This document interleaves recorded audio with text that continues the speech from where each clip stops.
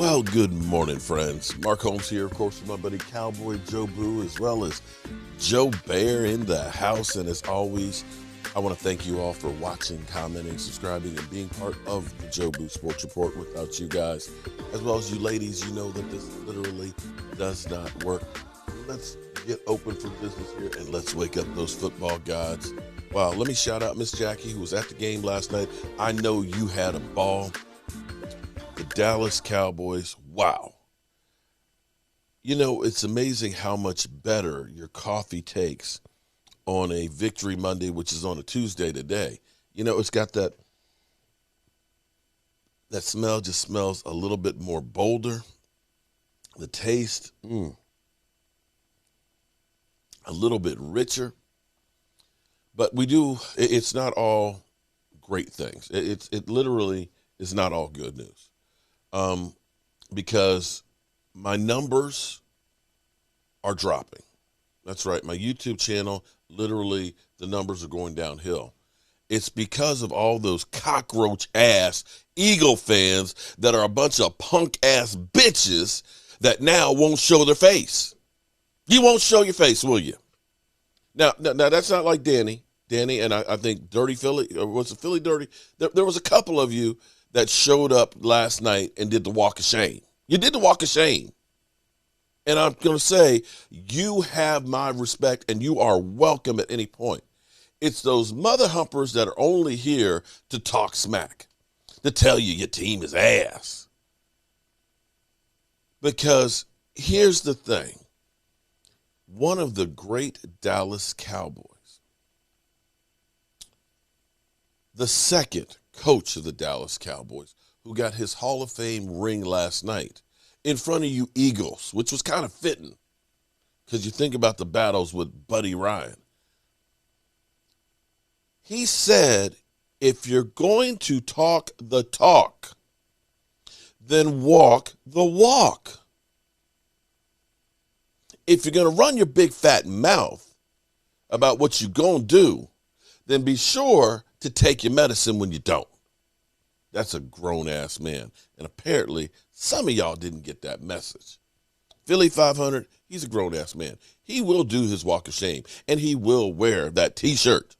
That T-shirt that says, Joe Boo and Mark Holmes is my daddy. That's right. He's going to do it because he's a grown-ass man, and I can respect that. I can hate the team, but I can respect the man. But the Dallas Cowboys defense, you know, last year was so ugly. Oh my God, that defense was offensive. It was offensive just to watch that defense. It was just bad. And in my 55 years of watching the Dallas Cowboys, that was truly the worst. You know, seeing guys like Xavier Woods looking like he's a lead blocker going down the field, seeing guys having terrible angles in pursuit, seeing guys up the middle just literally looking like the parting of the Red Sea. It may have jaded what I see now because that was so bad that anything's an improvement. But are we seeing the dawning of Doomsday 3 here? I know you're going to say, Mark, did you steal Joe Boo's rum last night? Well, actually, I did steal some. I borrowed some of the Joe Boo. I'll get you a refill. I'll get you another bottle refill. Don't worry. Be cool. Just be cool. We're seeing things that we did not see last year. Let me say, Diggs is a grown-ass man. Diggs has an interception in each of the first 3 games. Not only that, if you catch the ball in his area, it's going to be contested, and he will jack you up. To me, he's our Jalen Ramsey, and I think his ceiling is higher. Call me crazy. Been called a lot of things. But Diggs is a shutdown corner right now. And if you're a quarterback, you can try and risk the biscuit going over there. But you can see he is getting the ball. Now, as far as this defense goes, okay, again, we got a ways to go. I said dawning of Doomsday 3. I didn't say they're Doomsday 3 yet.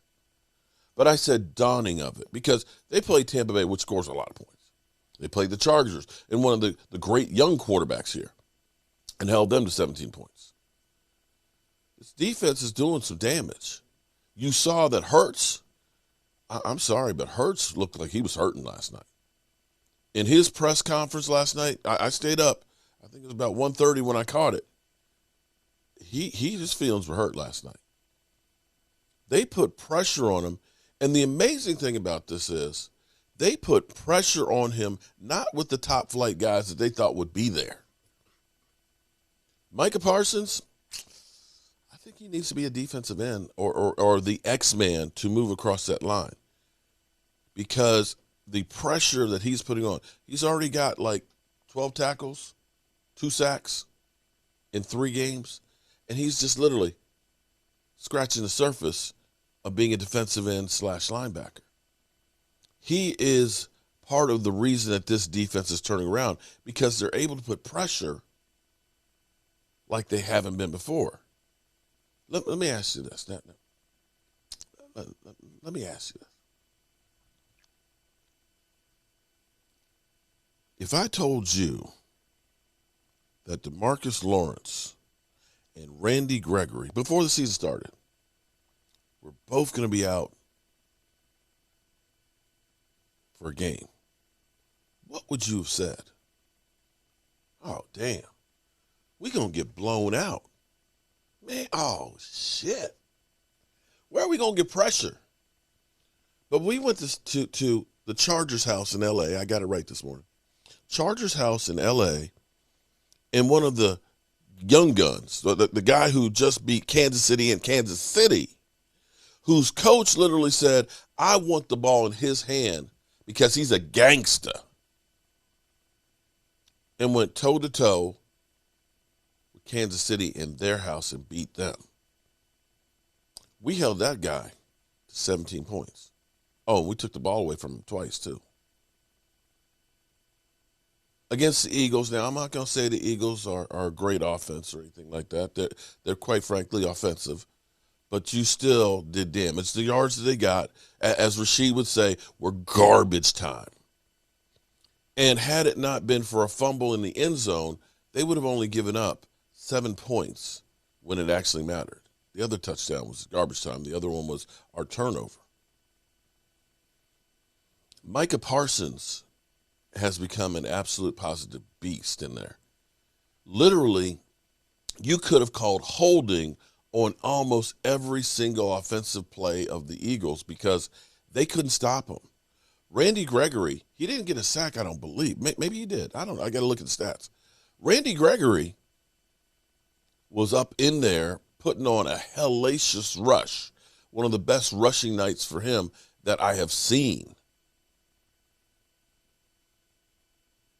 He was a grown-ass man. With Micah Parsons on the other side, it was just devastating. But not only that, guys, that defense with the pressure actually up the middle with no names.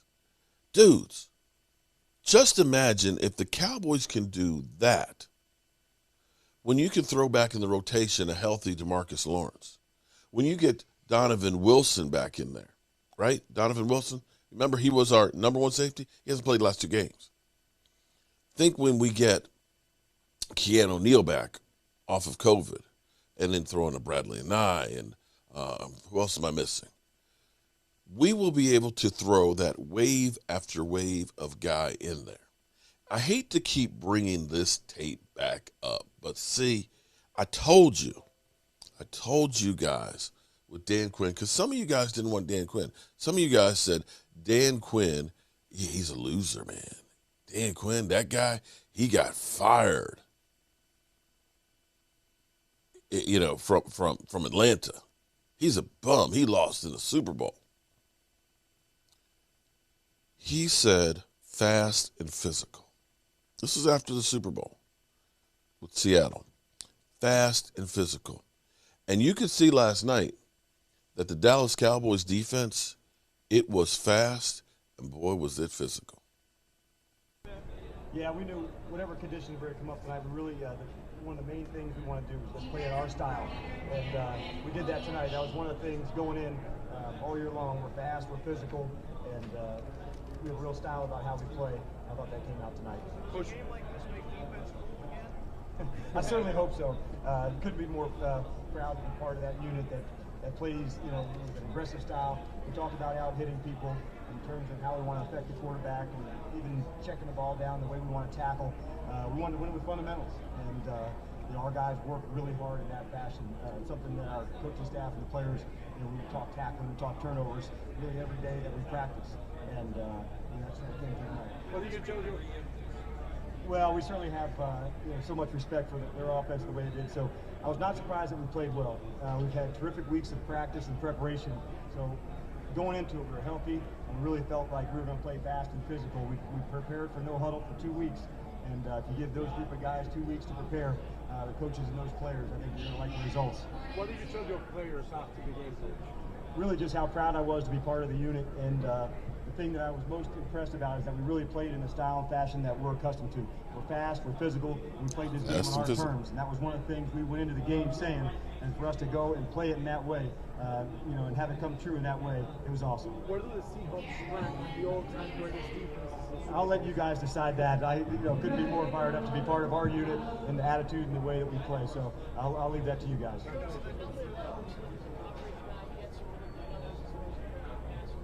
Coach Carroll has been he's been huge for my career. I think just how to feature the players, and let's feature the players well, and let's accent that, and that would be one of the many things that he's taught me. What did that first front? Did you anticipate it would be that one-sided? It looked like it was dominating their offense. I don't know about that, but I certainly know our guys know how to rush, and that was one of the things we knew when you face a quarterback like him, you better be able to affect him. We didn't talk about sacks or hits. We talked about can we get him off the spot. And we knew in certain coverages there was going to be times when he got the ball out and under 2.2, 2.3, which is hard for a rusher. We know sometimes it can be, if it's at 2.6 or 2.7, that's when you can get the hit. So we knew they'd have to deal with us, in terms of, I was fired up for Quinn and what he was able to do, and Cliff and Michael have been doing that for a while. So it was just another example of how, we have a really deep front, and some games you have to play real hard ball. It's going to be a running team, and then there's games like tonight where it's going to be more featured pass rush. What did that several times, Peyton Manning several times audibled into a run. Like Bobby Wagner was nodding. He came back and made a signal. Do you guys know any of the calls and signals? We did not. In fact, some of our calls, we just wanted to have some fun, and we made up some calls just so we'd be able to do some too. All right, so that tells you everything, guys. We're going to win with fundamentals. Remember when I said that last year we could not pursue, our pursuit angles were terrible, how we would end up rushing, guys would end up not keeping discipline, and there would be spots where the quarterback could just step up in the pocket and be comfortable and have a clear vision of field. They are staying in their rush lanes.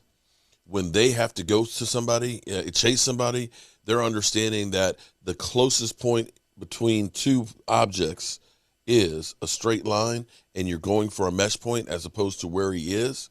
They're not giving up those big 40 and 50-yard plays, and they're being physical to the point where they're causing the offenses to make mistakes. The Dallas Cowboys, numero uno in taking away the football, with eight takeaways already this season. Run stopping, something that you can't say the Dallas Cowboys have done in forever. They're 6th. Now, I know passing, of course, because teams are having to try and catch up and they're being in shootouts, we're 31st. But overall, because you're taking away that football and because they can't run on you and they have to be one-dimensional, it's going to be skewed that way. But this defense, as we start playing some of the dogs, understand you have played against 2 playoff teams already between Tampa Bay and the Chargers. Eagles, not so much. But when you start playing the Giants twice and Washington twice and the Eagles again, teams that are not really good offensively, you will feast on those, and those will help bring those numbers down as well. I'm not saying that this is the Doomsday Defense right now, but if you are a quarterback at the moment and you look and say, I've got Micah Parsons and Randy Gregory over there I've got to face, And now the rebirth of Van Der Esch and Jalen Smith, because another one of those things that if you listen to it, it's amazing to me, that whole quote. He says, we find what guys do and we use that. And you can see that he's done that with Jalen Smith and Van Der Esch, and both of those guys are now all of a sudden resurrecting what happened last year. So it's going to be a fun day today. I got a lot of video work that I got to do. So kick back, relax, put on the headgear, get ready for a trip through the atmosphere. Our coach here, and as always, I want to thank you all for watching, commenting, subscribing, and being part of the Joe Sports Report.